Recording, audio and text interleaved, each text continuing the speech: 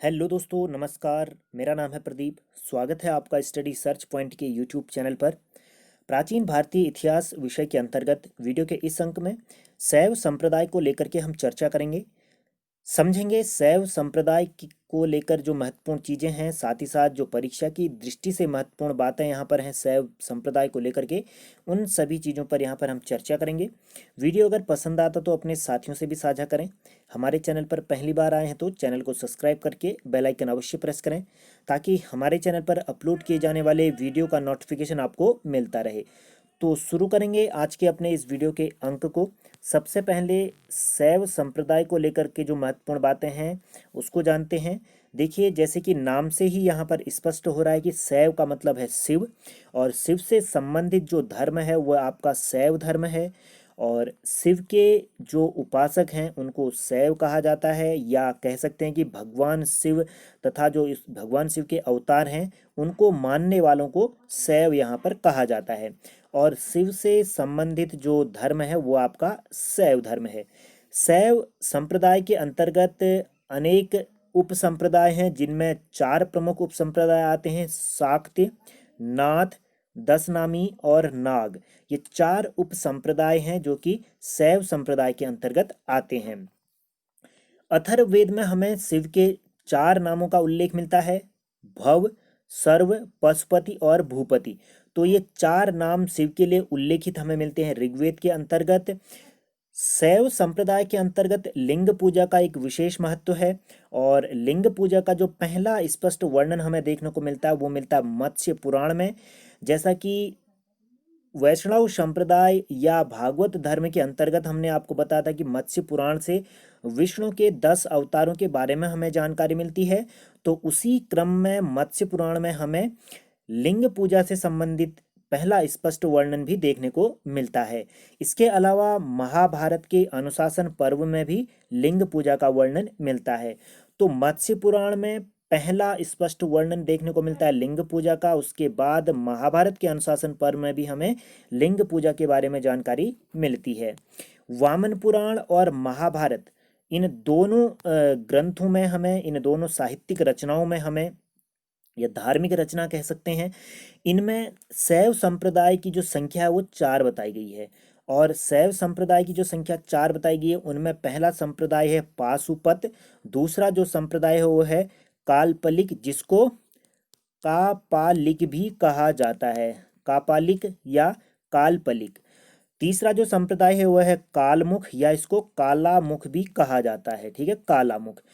चौथा जो संप्रदाय है वह लिंगायत, और लिंगायत को वीर शैव के नाम से भी जाना जाता है। तो वीर शैव या लिंगायत, कालामुख या कालमुख, कालपलिक या जो है कि कापालिक, पाशुपत, ये चार प्रमुख संप्रदाय हैं शैव से संबंधित, ठीक है। इसके अलावा हम यहाँ पर देखते हैं जो शैव मत के बारे में, जो इसका जो मूल रूप हमें नजर आता है वह आपके ऋग्वेद में रुद्र की आराधना में हमें नजर आता है। तो शैव मत का मूल रूप हमें ऋग्वेद में रुद्र की आराधना पर नजर आता है। और जो 12 रुद्रों के प्रमुख हैं रुद्र, उनको ही आगे चल करके शिव कहा गया, भगवान शंकर कहा गया, भोलेनाथ कहा गया और महादेव कहा गया। तो जो 12 रुद्रों के प्रमुख रहे हैं रुद्र, तो उन्हीं को ही आगे चलकर शिव शंकर कहा गया, भोलेनाथ कहा गया, महादेव कहा गया, ठीक है। और जो शैव मत का मूल रूप हमें देखने को मिलता है वो ऋग्वेद में रुद्र आराधना में हमें देखने को मिलता है। शैव धर्म जो है वो भारत में प्राचीनतम धर्म है। इसका जो संबंध है वो प्रागैतिहासिक युग से ही रहा है। प्रागैतिहासिक युग की बात अगर होती है तो प्रागैतिहासिक युग ऐसा युग था जिसमें लोगों को, उस दौरान के लोगों को लेखन कला तो ज्ञात थी, लेकिन वर्तमान परिप्रेक्ष्य में उस लेखन कला का स्पष्ट अर्थ मानवीय समाज नहीं निकाल पाया, यानी कि हम उसका स्पष्ट अर्थ नहीं निकाल पाए हैं। उस दौरान से शैव धर्म भारत में प्रचलित था, प्राचीनतम धर्म था। और इसका जो उदाहरण देखने को मिलता है हमें, सिंधु घाटी सभ्यता जो रही है लगभग जो है कि जो 2300 ईसा पूर्व से लेकर के 1750 ईसा पूर्व तक जो सभ्यता रही थी, उसमें शिव की पूजा का कुछ हद तक प्रमाण हमें मिलता है। और मोहनजोदड़ो से जो एक मोहर प्राप्त होती है, उस मोहर में एक योगी की आकृति बनी है और उस योगी के सर पर त्रिशूल जैसा कोई एक आभूषण अंकित किया गया है, या त्रिशूल जैसे आभूषण से उसके सर को सुशोभित किया गया है, और जिसके 3 मुख यहाँ पर हैं। तो जो आपके जॉन मार्शल हैं, उन्होंने जो ये योगी की प्रतिमा यहाँ पर मिलती है, मूर्ति ये आकर जो मुद्रा में अंकित की गई है, उसको रुद्र या शिव से संबंधित किया है। तो जिस आधार पर कह सकते हैं कि प्रागैतिहासिक काल से ही भारत में शैव धर्म प्रचलित था, या प्राचीनतम धर्म माना जाता है शैव धर्म, जो कि सिंधु घाटी के लोगों के द्वारा भी शिव की पूजा की जाती है। इसका प्रमाण मोहनजोदड़ो से जो योगी की मूर्ति मिलती है, जिसके सर पर त्रिशूल जैसा आभूषण सुशोभित है और जिसके 3 मुख हैं, जिसको जॉन मार्शल तथा अन्य इतिहासकारों ने रुद्र या शिव से संबंधित किया है। जो ये मुद्रा यहाँ पर से मिलती है, जो मोहर मिलती है आपके मोहनजोदड़ो से, जिसमें योगी की मूर्ति अंकित है, इस योगी की आकृति में जो है कि इस मोहर में अन्य चित्र भी अंकित हैं। जो आपका योगी बना है, उसके दाहिने तरफ, ठीक है, योगी के दाहिने तरफ जो है कि चीता और हाथी का चित्र अंकित है। किसका? चीता और हाथी का चित्र यहाँ पर अंकित है। और जो बाईं ओर है योगी के बाईं ओर गैंडा और भैंस का चित्र बना है। गैंडा और भैंसा का चित्र बना है। बाईं ओर, दाईं ओर चीता और हाथी का चित्र अंकित किया गया है। ठीक है। ऋग्वेद में शिव को रुद्र कहा गया है, और रुद्र पूजा से ही हमने आपको बताया था कि हमें शैव धर्म का मूल रूप हमें देखने को मिलता है, शैव मत का मूल रूप देखने को मिलता है। और ऋग्वेद में शिव को जो है कि उग्रता के लिए प्रसिद्ध माना गया है। जो इनकी उग्रता है, उसके लिए इनकी विख्यात रहे हैं ये शिव रुद्र के रूप में।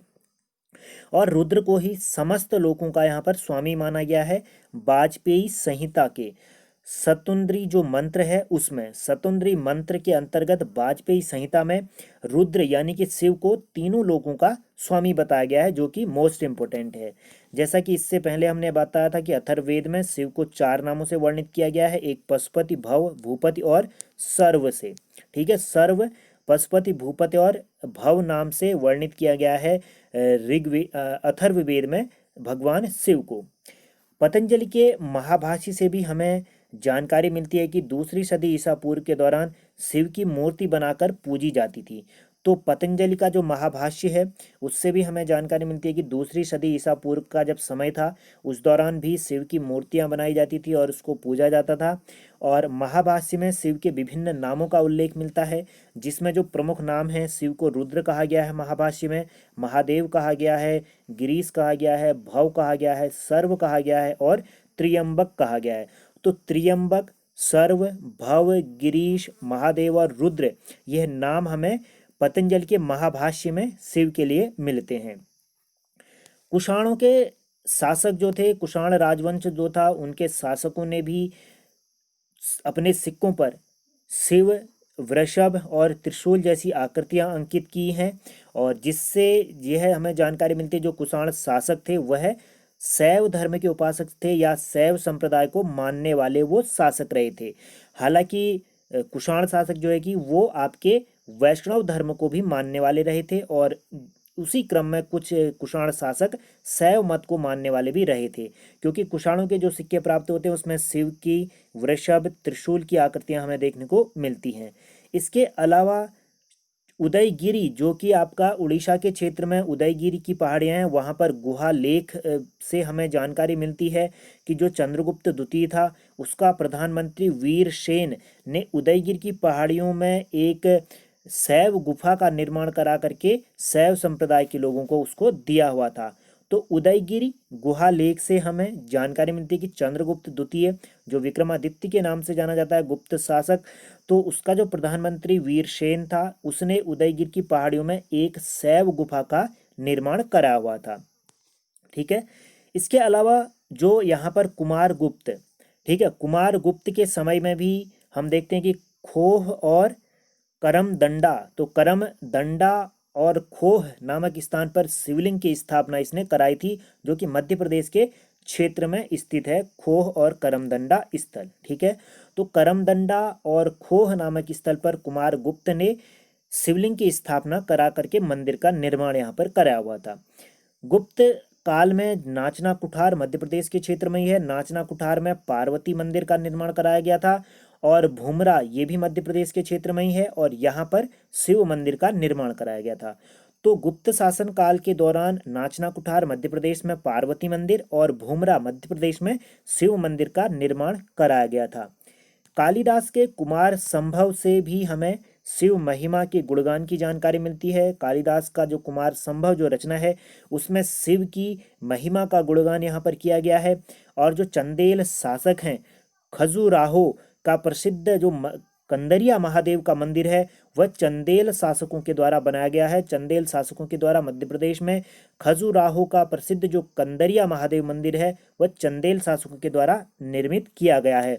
इसके अलावा राष्ट्रकूट शासकों के द्वारा एलोरा मध्य प्रदेश के क्षेत्र में ही जो है कि आपका कैलाश मंदिर यहाँ पर बनाया गया है। तो कैलाश मंदिर, एलोरा का कैलाश मंदिर जो है वो आपका महाराष्ट्र में है, मध्य प्रदेश में नहीं है। ठीक है, तो महाराष्ट्र के क्षेत्र में एलोरा का जो प्रसिद्ध कैलाश मंदिर है वो राष्ट्रकूट शासकों ने बनाया है। और राष्ट्रकूट शासक भी एक तरफ ये शैव धर्म के उपासक थे तो दूसरी तरफ ये वैष्णव संप्रदाय के भी उपासक रहे थे। और जो राष्ट्रकूट शासक दंती दुर्ग था, ठीक है, कौन था? दंती दुर्ग। तो दंती दुर्ग ने एलोरा में ही महाराष्ट्र के क्षेत्र में ही दशावतार मंदिर बनाया था जो कि विष्णु को समर्पित मंदिर है। और राष्ट्रकूट शासक ने ही जो है कि एलोरा में प्रसिद्ध कैलाश मंदिर बनाया था जो कि शिव को समर्पित मंदिर है। इससे पता चलता है कि दोनों संप्रदायों को मानने वाले शासक रहे थे राष्ट्रकूट, कुषाण और गुप्त शासक। ठीक है, चलिए इसके बाद जो बात होती है शैव धर्म के प्रचार प्रसार को लेकर के, उत्तर भारत के क्षेत्र में राजा महाराजाओं ने शैव धर्म और वैष्णव धर्म को अपनाया और उसका प्रचार प्रसार किया। जिस तरह से दक्षिण भारत के क्षेत्र में वैष्णव या भागवत संप्रदाय का जो प्रचार प्रसार का कार्य किया था वह अलवार संतों के द्वारा किया गया था, तो उसी क्रम में दक्षिण भारत के क्षेत्र में शैव धर्म के प्रचार प्रसार को लेकर के नयनार संतों ने कार्य किया। तो नयनार संतों ने दक्षिण भारत के क्षेत्र में शैव धर्म या शैव संप्रदाय के प्रचार प्रसार में भूमिका निभाई। और नयनार संतों की संख्या 63 बताई जाती है, जबकि अलवार संतों की संख्या यहाँ पर 12 है, जिनमें मुख्य रूप से जो अलवार संत यहाँ पर हैं, पहले जो संत हैं अलवार संत जो कि जिन्होंने वैष्णव या भागवत धर्म का प्रचार प्रसार किया दक्षिण भारत में, उसमें जो रहे हैं पोईगई पहले हैं, पूडम दूसरे हैं, तीसरे जो हैं वो पेय संत रहे हैं, पेय, और चौथे जो संत रहे हैं वो रहे हैं तिरुमंगई संत रहे हैं। इसके अलावा आंडाल ये महिला साध्वी रही हैं, आंडाल ये रही हैं। और इसके अलावा जो अन्य प्रसिद्ध एक संत रहे हैं अलवार संतों में वह है नंबालवार। तो नंबालवार जो है ये एक अन्य संत रहे हैं। और इसी तरह से जो है कि नयनार संत जो हैं वो 63 हैं, जिनमें मुख्य रूप से जो संत रहे हैं एक तिरुज्ञान रहे हैं, सुंदर मूर्ति रहे हैं, संबंदर रहे हैं, अपार रहे हैं और मणिक वाचगर रहे हैं। तो मणिक वाचगर, अपार, संबंदर, सुंदर मूर्ति और तिरुज्ञान ये प्रमुख नयनार संत रहे हैं जिन्होंने शैव धर्म का प्रचार प्रसार किया दक्षिण भारत के क्षेत्र में। दक्षिण भारत में चोल शासक जो थे वो शिव के अनन्य उपासक थे। और चोल शासक राज प्रथम जो था उसने तंजौर में राजराजेश्वर मंदिर का निर्माण कराया था। तो राजराजेश्वर मंदिर का निर्माण चोल शासक राज प्रथम ने कराया है जो कि शिव को समर्पित मंदिर है। तंजौर में ये मंदिर निर्मित किया गया है। कुलोत्तुंग प्रथम एक अन्य चोल शासक था जो कि एक कट्टर शैव रहा था, और इसकी कट्टरता यहाँ पर देखने को मिलती है जब इसने चिदम्बरम मंदिर से विष्णु की प्रतिमा को उखाड़ फेंक करके समुद्र में फेंक दिया था। तो कुलोत्तुंग प्रथम के द्वारा चिदम्बरम मंदिर से विष्णु की प्रतिमा को उखाड़ करके समुद्र में फेंक दिया था, जो इसके शैव धर्म के प्रति इसका अति श्रद्धा या इसका कट्टरवाद को दर्शाता है। ठीक है, इसके अलावा जो बात होती है शैव धर्म से संबंधित, देश में विभिन्न भागों में यहाँ पर द्वादश ज्योतिर्लिंगों की स्थापना की गई है। और यह द्वादश ज्योतिर्लिंग जो है वह आपको ध्यान यहाँ पर देना है, मोस्ट इम्पोर्टेंट है। सोमनाथ गुजरात में है ज्योतिर्लिंग, नागेश्वर ज्योतिर्लिंग द्वारका गुजरात में ही है, केदारनाथ ज्योतिर्लिंग उत्तराखंड में है, और विश्वनाथ जो आपका ज्योतिर्लिंग है वो आपका झारखंड में है। ठीक है, तो विश्वनाथ ज्योतिर्लिंग कहाँ पर है? ये आपका झारखंड के क्षेत्र में है। वैद्यनाथ जो ज्योतिर्लिंग है वो आपका वैद्यनाथ ज्योतिर्लिंग, विश्वनाथ माफ कीजिएगा, ये काशी उत्तर प्रदेश में है।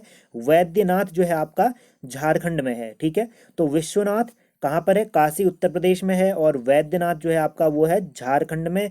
संथाल परगने के अंतर्गत ये आता है वैद्यनाथ ज्योतिर्लिंग। अगला जो ज्योतिर्लिंग है, छठा ज्योतिर्लिंग महाकालेश्वर है। महाकालेश्वर ज्योतिर्लिंग उज्जैन में है। ओमकारेश्वर ज्योतिर्लिंग मध्य प्रदेश में है। भीमेश्वर या भीमाश्वर जो ज्योतिर्लिंग है वो आपका नासिक में है। त्र्यंबकेश्वर जो ज्योतिर्लिंग है नासिक में है, महाराष्ट्र में। और महाकालेश्वर मध्य प्रदेश में है, ओमकारेश्वर भी मध्य प्रदेश में है। और सोमनाथ और नागेश्वर ये दो ज्योतिर्लिंग गुजरात में है। उत्तराखंड में केदारनाथ एक ज्योतिर्लिंग है, विश्वनाथ उत्तर प्रदेश में काशी में है, वैद्यनाथ जो है कि झारखंड में है। घुमेश्वर या घुरमेश्वर जो ज्योतिर्लिंग है वह कहाँ पर है? वह आपका है महाराष्ट्र के दौलताबाद में, घुमेश्वर या घुरमेश्वर। ठीक है, मल्लिकार्जुन ज्योतिर्लिंग जो है वो आंध्र प्रदेश में है। श्रीशैल जो पर्वत है वहीं पर है। और इसी मल्लिकार्जुन ज्योतिर्लिंग को दक्षिण का कैलाश भी कहा जाता है। ठीक है, तो दक्षिण का कैलाश किसको कहा जाता है? आंध्र प्रदेश में श्रीशैल पर्वत पर स्थित मल्लिकार्जुन ज्योतिर्लिंग को दक्षिण का कैलाश कहा जाता है। रामेश्वर जो है तमिलनाडु में है, और ये पवन द्वीप पर स्थित है रामेश्वर। ठीक है, तो ये 12 ज्योतिर्लिंग हैं देश के विभिन्न भागों में जो स्थित हैं। ठीक है, जिनमें से 2 गुजरात में हैं, 3 महाराष्ट्र में हैं, 2 मध्य प्रदेश में हैं, 1 झारखंड में है, और 1 आंध्र प्रदेश में, 1 तमिलनाडु में, 1 उत्तराखंड में, 1 उत्तर प्रदेश में। ठीक है, चलिए वामन पुराण और महाभारत, जैसा कि पहले बताया था कि शैव संप्रदाय की संख्या 4 बताई गई है, दोबारा से वही बात रिपीट हो रही है। तो यहाँ पर ये टाइपिंग मिस्टेक है, यहाँ पर ये वीर शैव होगा, वीर शैव, वीर शैव, या इसको लिंगायत भी कहा जाता है। वीर शैव या लिंगायत एक संप्रदाय है। पाशुपत है, कापालिक है, या इसको जो है कि काल्पलिक कहा जाता है, कालमुख है या कालमुख, कालामुख है। तो ये 4 संप्रदाय हैं। वामन पुराण और महाभारत में इनकी जानकारी हमें मिलती है। ठीक है, पाशुपत जो संप्रदाय है उसकी उत्पत्ति जो है कि ईसा पूर्व 2री सदी के दौरान मानी जाती है, कि पाशुपत संप्रदाय की उत्पत्ति जो है कि ईसा पूर्व 2री सदी के दौरान हुई थी। पुराणों के अनुसार जो पाशुपत संप्रदाय है उसकी स्थापना लकुलिस या लकुली नामक ब्रह्मचारी ने करी थी। तो पाशुपत संप्रदाय की स्थापना लकुलिस या लकुली नामक ब्रह्मचारी ने करी थी, और जिन्हें भगवान शिव के 18 अवतारों में से एक अवतार माना जाता है। तो लकुलिस या लकुली को भगवान शिव के 18 अवतारों में से एक अवतार यहाँ पर माना जाता है, जिन्होंने पाशुपत संप्रदाय की स्थापना करी थी। पाशुपत संप्रदाय के अनुयायियों को पंचार्थिक भी कहा जाता है। तो पंचार्थिक किस संप्रदाय के अनुयायियों को कहा जाता है? तो पाशुपत संप्रदाय के अनुयायियों को पंचार्थिक कहा जाता है। और इस संप्रदाय का जो मत है वह सैद्धांतिक ग्रंथ ये पाशुपत सूत्र रहा है। तो पाशुपत संप्रदाय का जो मत है वो सैद्धांतिक ग्रंथ पर, पाशुपत सूत्र पर आधारित रहा है। ठीक है, और इस संप्रदाय के अनुयायी लकुलिस को पहले भी बता चुके हैं कि शिव के 18 अवतारों में से एक मानते हैं। अगला जो संप्रदाय है वह है आपका कापालिक संप्रदाय। कापालिक संप्रदाय के जो उपासक हैं वह शिव को भैरव का रूप मानते हैं, भैरव को शिव मानते हैं या शिव को भैरव का रूप मानते हैं, एक ही बात है। तो कापालिक संप्रदाय के उपासक भैरव को शिव का रूप मानते हैं, उसका अवतार मानते हैं और उसकी ये उपासना करते हैं। इस मत के जो अनुयायी हैं वो सुरा सुंदरी का सेवन करते हैं, साथ ही साथ ये मांस भी खाते हैं। शरीर में ये शमशान की भस्म यहाँ पर लगाते हैं, साथ ही हाथ में नरमुंड को ये धारण करते हैं। तो कापालिक संप्रदाय के जो उपासक हैं वो भैरव को शिव का अवतार मानते हैं, उसकी उपासना करते हैं। इसके जो अनुयायी हैं वो सुरा सुंदरी का सेवन करते हैं, मांस खाते हैं, शमशान की भस्म को ये शरीर पर लगाते हैं और हाथ में नरमुंड ये धारण करते हैं। ठीक है। इसके बाद जो जानकारी मिलती है भवभूति की एक रचना है मालती माधव। तो मालती माधव नाटक से ये जानकारी मिलती है कि जो श्रीशैल जहाँ पर मल्लिकार्जुन जो ज्योतिर्लिंग है वहाँ पर वो जो स्थल है वो कापालिक संप्रदायों का प्रमुख केंद्र है। तो कापालिक संप्रदायों का प्रमुख केंद्र कौन सा है, प्रमुख आस्था का केंद्र है जो मल्लिकार्जुन ज्योतिर्लिंग है श्रीशैल पर्वत पर आंध्र प्रदेश में। तो वहां पर कापालिक संप्रदायों का प्रमुख ये आस्था का केंद्र है। ऐसी जानकारी भवभूत के मालती माधव नाटक से हमें मिलती है। ठीक है। कालामुख संप्रदाय अगला संप्रदाय है या कालमुख संप्रदाय। यह एक अति मार्गी होने के कारण शिव पुराण में इसके अनुयायियों को महाव्रतधर भी कहा जाता है।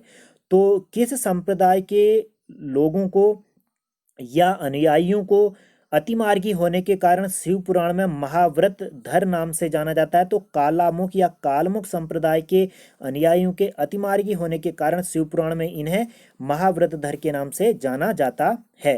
ठीक है। अगला जो बात होती है शैव धर्म में जो एक अन्य संप्रदाय है जो कि लिंगायत या वीर शैव के नाम से जाना जाता है। और इस संप्रदाय का जो प्रचार प्रसार हुआ था वो 12वीं सदी के दौरान दक्षिण भारत में व्यापक रूप से हुआ था। और इसके जो संस्थापक रहे हैं वह बसव रहे हैं या इसको बासव भी कहा गया है। तो बासव के द्वारा लिंगायत संप्रदाय या वीर शैव संप्रदाय की स्थापना की गई है।